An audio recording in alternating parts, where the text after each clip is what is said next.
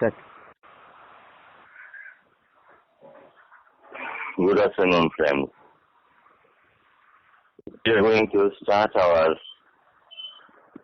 semester 2 assignments by reading together Charles Dickens' novel, A Tale of Two Cities.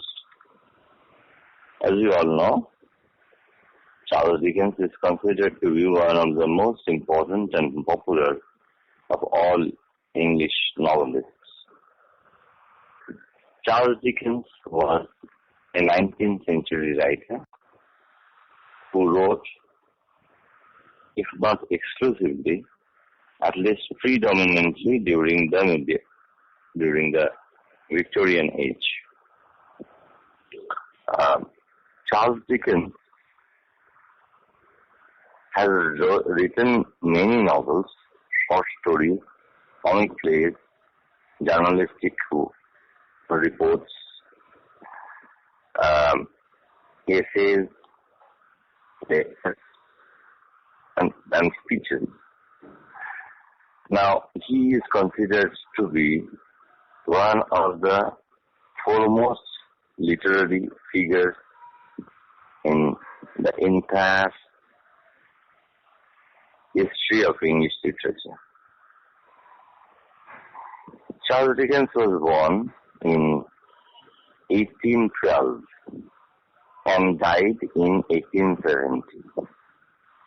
So, he lived for 58 years.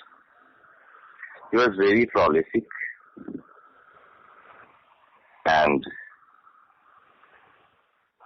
his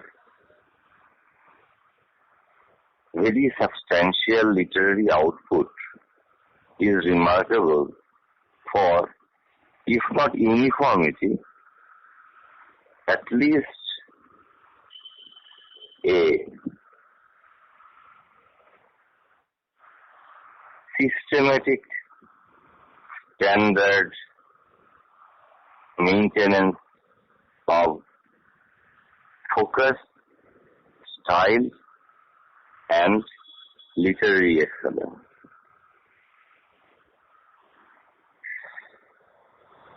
Charles Dickens was the son of John Dickens and Elizabeth.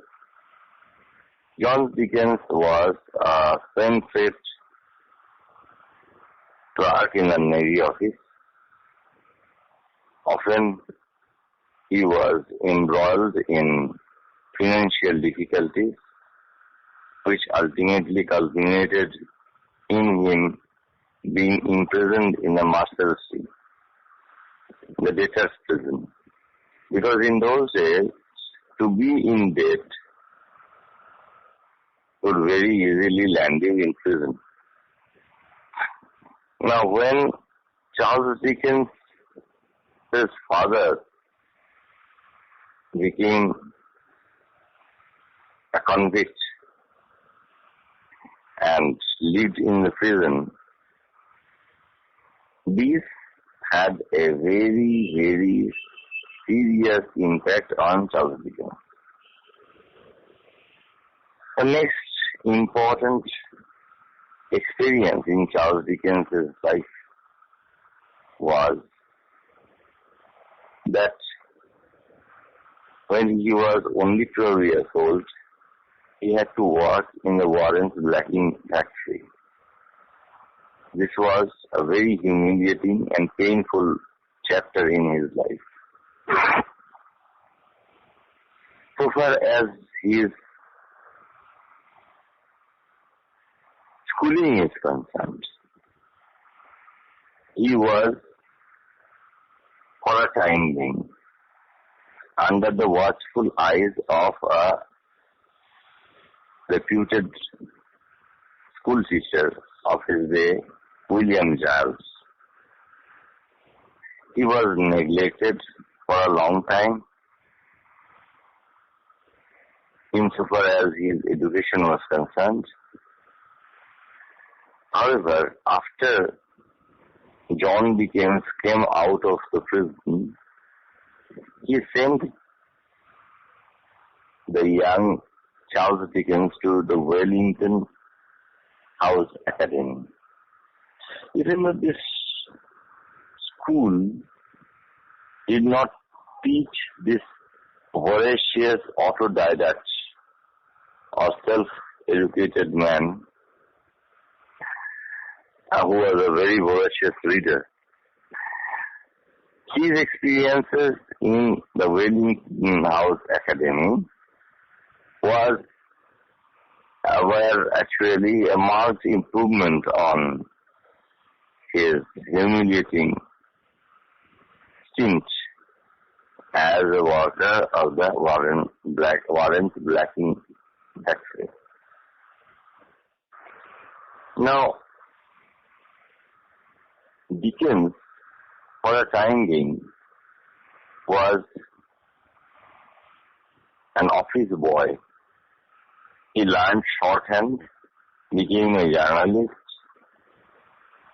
worked as a parliamentary reporter. In the 1830s, which coincided with the ascension of Victoria to the British throne, Dickens wrote the Sketches by Boz, the Pickwick Papers, Oliver Twist, Master Humphrey's Clock, The Old Curiosity Shop, Little Dorrit's Bleak House,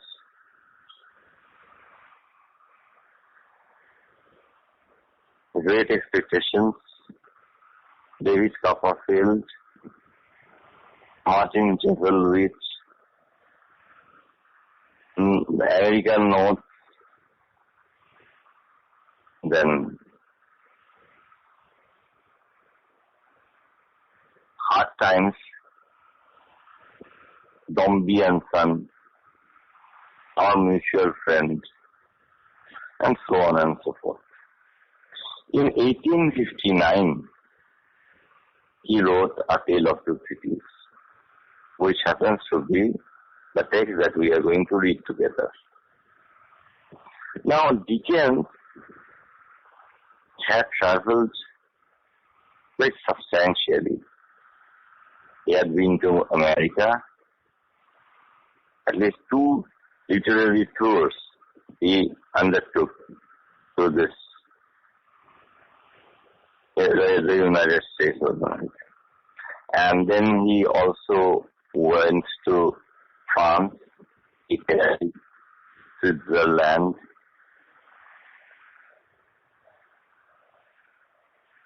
So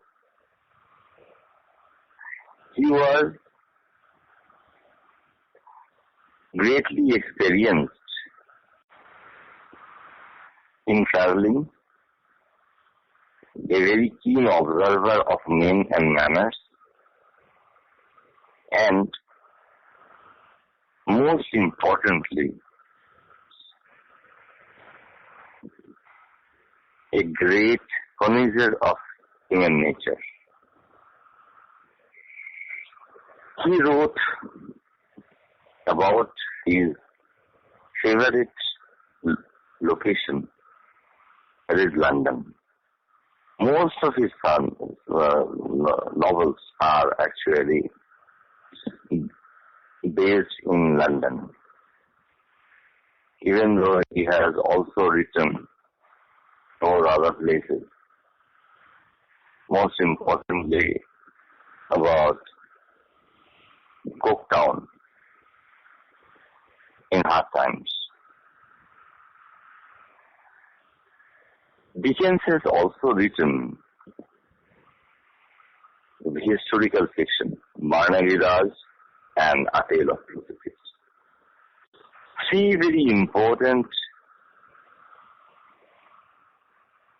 ladies in Dickens's life were Maria Bednell, with whom he had fallen in love, but after a very difficult relationship of 4 years, they had to call it quits because Maria Bednell's relations did not approve of this impoverished literary tutor of hers. Dickens married Catherine Hogarth, but over the years, their marriage pulled off. Their relationship was fraught with many disturbances and difficulties. In the 1850s, Dickens was captivated by a young actress called Ellen Garner, whose shadow hovers over his later writings. Dickens was greatly fascinated by the work of three important novelists, and I will strongly advise you to remember this. He was greatly influenced by and fascinated by Sophia Smollett, Henry Fielding, and Cervantes. So, you have to understand, and you can very easily understand this, how in his formative years, he came under the influence of these master storytellers. He was also interested in carrying minds, in pageantry, in public recitation, in magic lantern display. So you have to understand, he was a master storyteller. He was a humorist of great repute, because he could very easily find out and express the many oddities and idiosyncrasies of his characters, his cast of characters. Now,